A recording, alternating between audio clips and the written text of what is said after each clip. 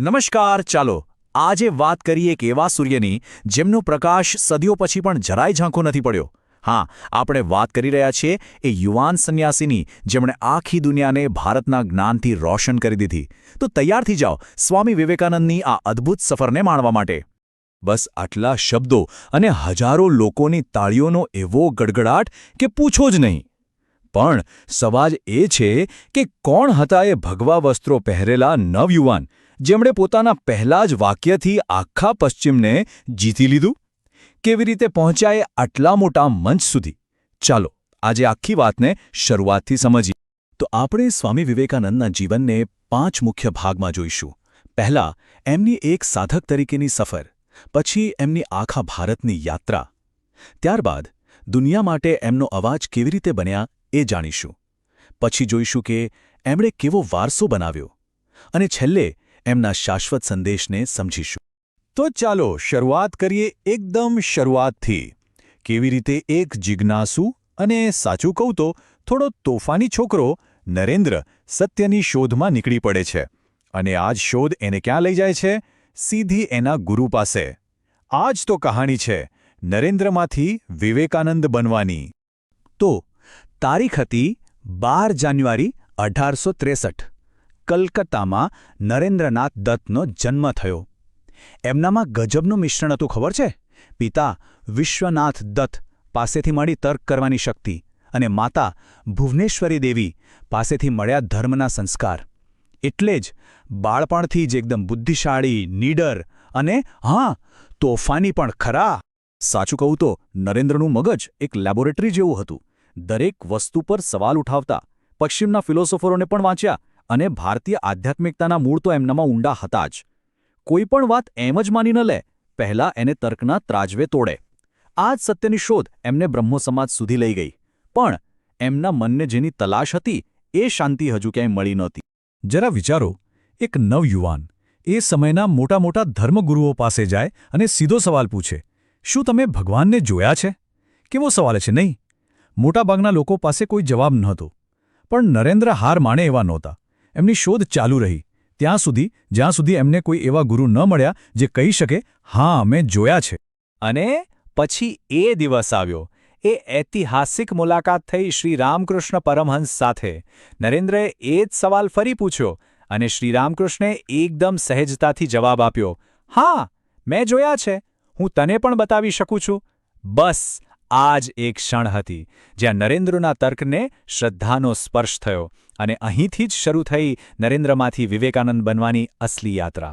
તો ગુરુ પાસેથી જ્ઞાન તો મળી ગયું, પણ હવે વિવેકાનંદે આખા ભારતને જ પોતાની કર્મભૂમિ બનાવી લીધી.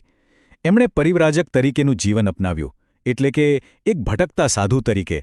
ભારતની સાચી ઓળખ, એની આત્માને શોધવા માટે એક લાંબી અને ખૂબ જ કઠિન યાત્રા શરૂ કરી. હવે તમે વિચારશો કે આ પરિવ્રાજક એટલે શું? જુઓ, એ કોઈ ટુરિસ્ટ નહોતા. પરિવ્રાજક એટલે એવો સંન્યાસી જેની પાસે ના કોઈ ઘર હોય, ના કોઈ પૈસા. બસ આકાશ જ એમની છત અને ધરતી એમની પથારી. પગપાળા ચાલીને ભારતના ગામે ગામ ફર્યા. કેમ?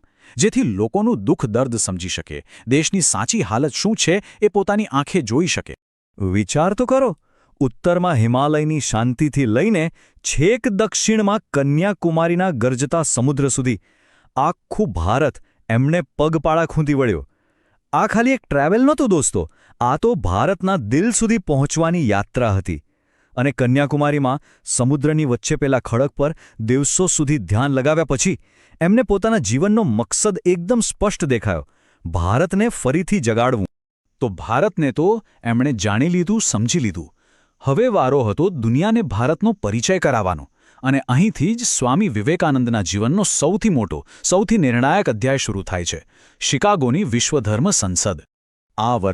આ વર્ષને મગજમાં બરાબર ફિટ કરી લેજો. 1893. આ એ જ વર્ષ હતું જ્યારે ભારતનું આધ્યાત્મિક સૂરજ પશ્ચિમમાં ઉગવાનો હતો. જરા એ દ્રશ્યની કલ્પના કરો.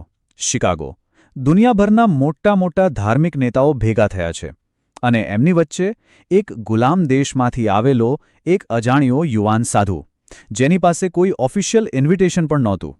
પડકાર કેટલો મોટો હશે, વિચારી શકો છો? અને પછી એમનું નામ બોલાયો. એમનું હૃદય જોરજોરથી ધડકી રહ્યું હતું, ગળું સુકાઈ રહ્યું હતું, મનમાં હજારો સવાલો. શું હું એક ગુલામ દેશનો અવાજ આખી દુનિયા સુધી પહોંચાડી શકીશ? શું ભારતની હજારો વર્ષ જૂની સંસ્કૃતિને અહીં માન મળશે? એક ક્ષણ પર જાણે કરોડો ભારતીયોની આશા ટકેલી હતી. અને પછી એમણે બોલવાનું શરૂ કર્યું અને કહ્યું, મને એ ધર્મનો હિસ્સો હોવાનો ગર્વ છે જેણે આખી દુનિયાને સહિષ્ણુતા અને સૌને સ્વીકારવાનું શીખવ્યું છે. બસ એમના શબ્દોમાં એવી તો તાકાત હતી, એવી સચ્ચાઈ હતી કે આખો હોલ મિનિટો સુધી તાળીઓના ગડગડાટથી ગુંજી ઉઠ્યો. એ એક રાતમાં પેલો અજાણ્યો સાધુ આખી દુનિયા માટે સ્વામી વિવેકાનંદ બની ગયો. દુનિયા જીતીને સ્વામીજી હવે એક નવા જ મિશન સાથે પોતાના દેશ પાછા ફર્યા. હવે એમનો હેતુ એકદમ સ્પષ્ટ હતો. ફિલોસોફીને ખાલી કિતાબોમાં નથી રાખવી, એને લોકોના જીવનમાં ઉતારવી છે. એમનું સપનું હતું સેવાથી સૂતેલા ભારતને જગાડવાનું. એમણે પ્રેક્ટિકલ વેદાંત્સનો એક જબરદસ્ત આઈડિયા આપ્યો. શું હતો એ આઈડિયા? કે ભાઈ, ભગવાન ખાલી મંદિરોમાં નથી, ભગવાન તો દરેક ગરીબ, બીમાર અને દુઃખી માણસમાં છે. એમની સેવા કરો, એ જ સાચી પૂજા છે.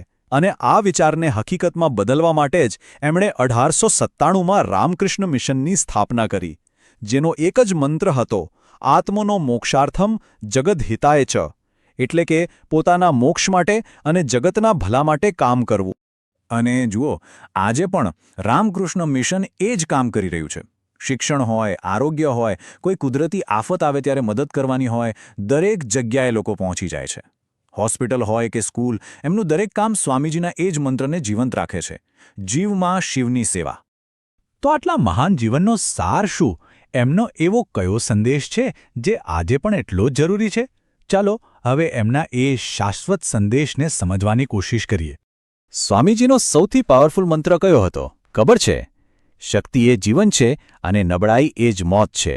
અને આ શક્તિ ખાલી બોડીની નહીં હો, આ શક્તિ છે મનની, આત્મવિશ્વાસની, પોતાના ચારિત્ર્યની. એમણે સાફ સાફ કહ્યું હતું કે પોતાની જાતને નબળી સમજવી એનાથી મોટું કોઈ પાપ નથી. એમનો મેસેજ એકદમ સિમ્પલ અને ક્લિયર હતો. પહેલું, આપણા સૌની અંદર અનંત શક્તિ છુપાયેલી છે. બીજું, દુનિયાના બધા ધર્મો અંતે તો એક જ સત્ય તરફ લઈ જાય છે. ત્રીજું, તમારું કામ જ તમારી સાચી પૂજા છે. અને ખાસ કરીને યુવાનો માટે એમનો એ અમર નારો, ઉઠો, જાગો અને ધ્યેય પ્રાપ્ત ન થાય ત્યાં સુધી મંડ્યા રહો. પણ આ તેજસ્વી સિતારો ધરતી પર બહુ લાંબો સમય ન રહ્યો. એમનું જીવન ભલે માત્ર 39 વર્ષનું જ હતું, પણ એમનું કામ એ તો યુગો સુધી યાદ રહેશે. 4 જુલાઈ 1902ના રોજ એમણે ધ્યાનની અવસ્થામાં જ પોતાનો દેહ છોડી દીધો અને મહાસમાધિમાં લીન થઈ ગયા.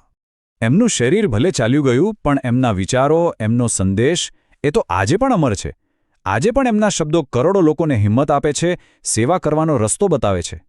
તો અંતમાં ચાલો આપણે સૌ એક સવાલ પર વિચારીએ.